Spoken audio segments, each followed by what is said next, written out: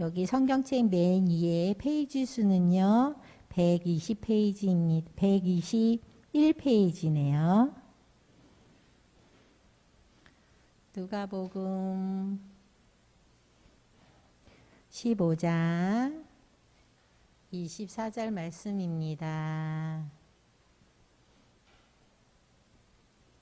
다 찾으셨으면 선생님 얼굴 한번 보여주고, 네, 그럼 다 같이 함께 읽겠습니다.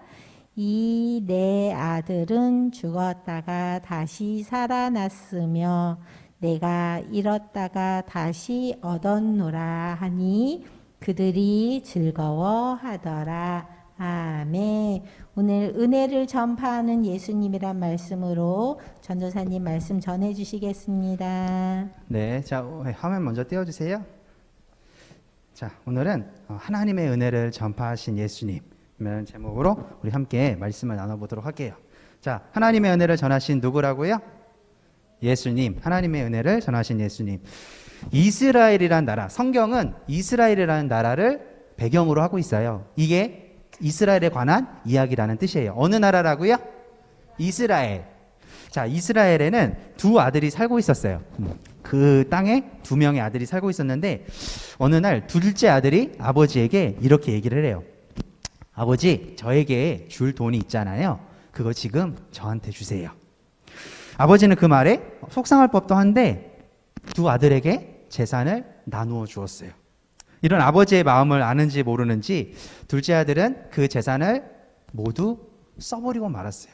밥도 사 먹고 과자도 사 먹고 친구도 만나고 사고 싶은 거 다 사면서 그 돈을, 재산을 다 써버렸다는 거예요.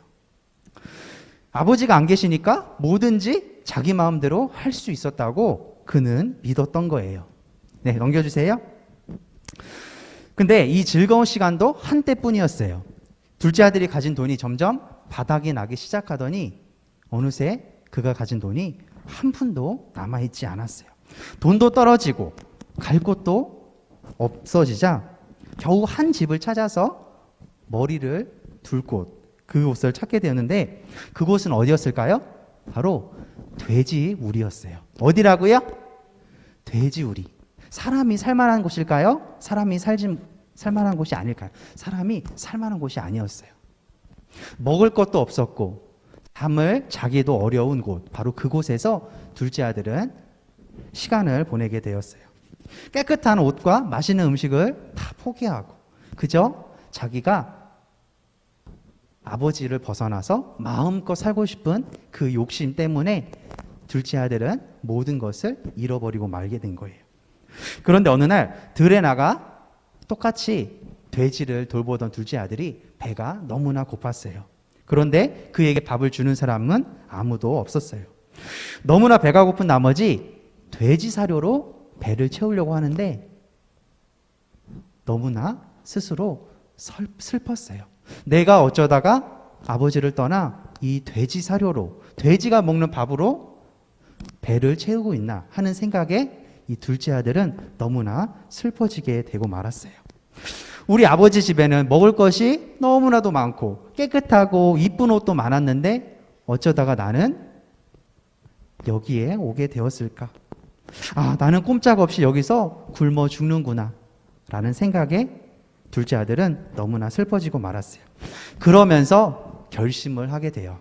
그래, 내가 아버지께로 돌아가야겠다. 내가 너무나 큰 죄를 지었어요. 아버지, 저를 용서해 주세요.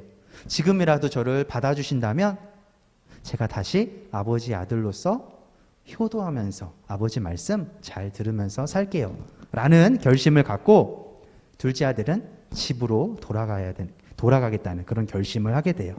그러면서 자신이 있던 곳을 떠나 아버지가 계신 집으로 발걸음을 옮기기 시작해요.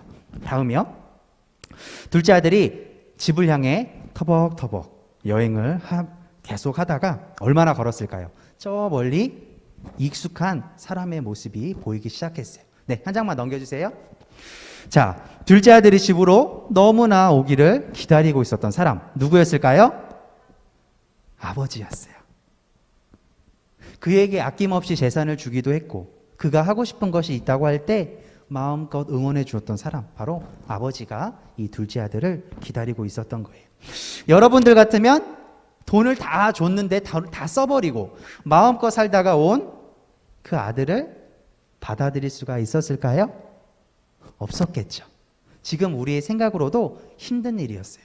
그런데 이 아버지는 이 둘째 아들이 집으로 돌아오기를 하루, 이틀, 사흘, 나흘 너무나 오랫동안 기다렸대요. 뜨거운 햇볕이 쨍쨍 내리는 날에도, 한겨울 센 바람이 몰아치는 날에도 이 아버지는 이 둘째 아들만이 돌아오기를 기다리고 있었어요. 아버지는 돌아온 둘째 아들을 모른 채 하거나 나무라지 않았어요. 오히려 그를 따뜻하게 안아주었어요. 오히려 잘못을 뉘우치는 둘째 아들을 끌어안고 용서해 주었어요. 내 아들이 다시 돌아왔다. 죽은 내 아들이 나에게 다시 돌아왔다. 라는 게 이 아버지의 말이었어요. 그러면서 기쁘게 잔치를 베풀었던 거예요. 여러분, 오늘 말씀은 전도사님이 여러분들에게 지어낸 이야기가 아니고 예수님께서 성경 말씀에서 제자들에게 가르쳐 주신 내용이에요. 이 내용, 이 이야기의 의미가 무엇일까요? 이 이야기는 이 아버지가 하나님으로, 또 둘째 아들이 죄로 인해서 하나님을 떠난 우리들을 뜻하는 거라고 예수님은 설명을 해주세요. 그리고 이 얘기를 들려주시면서 우리를 기다리시는 그 하나님 아버지의 마음을 생각해 보라고 예수님은 우리에게 당부를 하세요. 예수님, 한마디로 말하면 우리를 용서해 주시는 예수님이세요. 그 용서는 예수님께서 하시는 거기도 하지만 예수님의 아버지이신 하나님, 우리를 사랑하시는 그 하나님의 은혜로 인한 거기도 하기 때문이에요. 하나님께 돌아온 그 한 사람으로 인해서 예수님, 그리고 그 예수님의 많은 사람들이 기뻐하고 잔치를 베풀게 된다는 것, 곧 하나님의 은혜가 전해질 때 우리도 똑같이 하나님의 기쁨이 될 거라는 것, 이게 오늘 이 둘째 아들과 아버지의 이야기가 말하는 바예요. 예수님은 이러한 하나님의 크신 은혜를 전하기 위해 이 땅에 오셨다는 거예요. 이 땅에서 하나님을 떠나 죄에 빠져 하나님을 떠날 수밖에 없었던 사람들을 구원하시고 끝까지 그들을 하나님의 사랑으로 품어주셨다는 것, 그게 바로 예수님이 전하신 하나님의 은혜였고 하나님의 사랑이라는 거예요. 자, 사순절 기간 동안 우리가 기억해야 될 거는 바로 이 하나님의 은혜, 하나님의 사랑이에요. 그리고 그게 누구를 통해 드러났을까요? 예수님의 십자가 사랑으로 드러났어요. 하나님의 사랑과 은혜를 전해주신 그 예수님, 우리가 꼭 기억했으면 좋겠어요.